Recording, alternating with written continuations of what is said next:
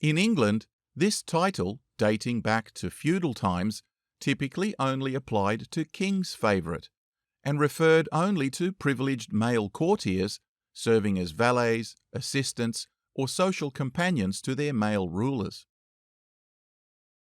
However, in continental Europe, particularly France and Russia, the position was sometimes extended to queens, and it took on quite a different connotation.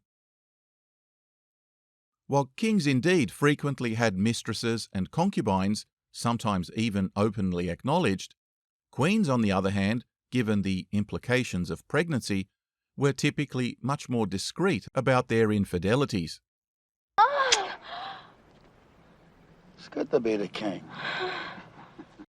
Russian tsarinas, however, completely broke the mold by publicly acknowledging their lovers and even formally designating them court titles.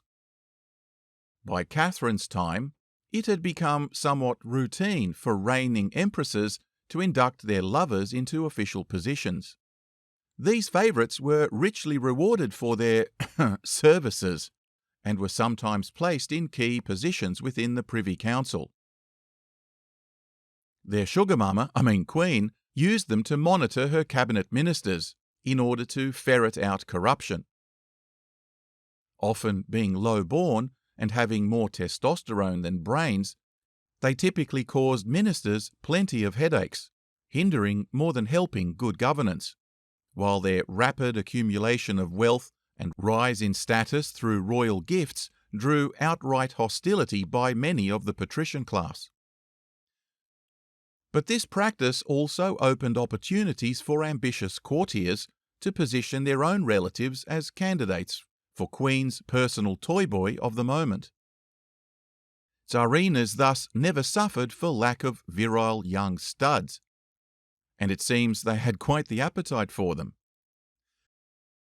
Perhaps with the sole exception of the notorious Rasputin in the early 20th century, Catherine the Great would go down in history as all-time Russian body count champion, she having had scores of lovers that were formally appointed, and goodness knows how many more that never made it onto the company books.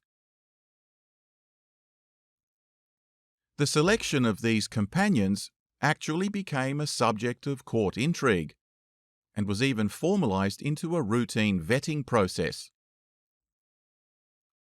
Any handsome young buck that caught her attention first had to submit to a medical exam by Catherine's own physician, Scotsman Dr. John Rogerson, to ensure his family jewels were free of disease.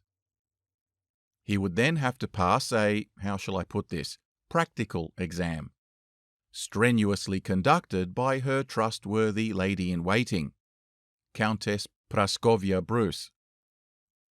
The formal designation of this countess's duty was to function as l'épreveuse, a French term that roughly translated to tester of male capacity. Should our candidate prove himself sufficiently qualified, he would then be appointed as a personal adjutant to the Empress, and was then supplied with an apartment immediately below hers, which was served by a private staircase. The appointment carried a gift of 20,000 rubles, an estate of several hundred serfs, and a monthly stipend. He would be expected to accompany the Empress to all public entertainment functions, and be ready at all times to perform his copulatory duties whenever called upon. He was forbidden intimate contact with other women, and was not allowed to leave the palace without her express permission. In later years, the Countess Bruce was found to be somewhat overzealous in her duties, that is to say, making candidates retake their exams even after they had already become the Queen's favourite. So, unsurprisingly, she was eventually dismissed and replaced by a less enthusiastic lady-in-waiting. Several of Catherine's lovers, including the frustrated Grigory Orlov, flouted the strict rules and were sacked from their job, with only one of these ever to be granted an exception.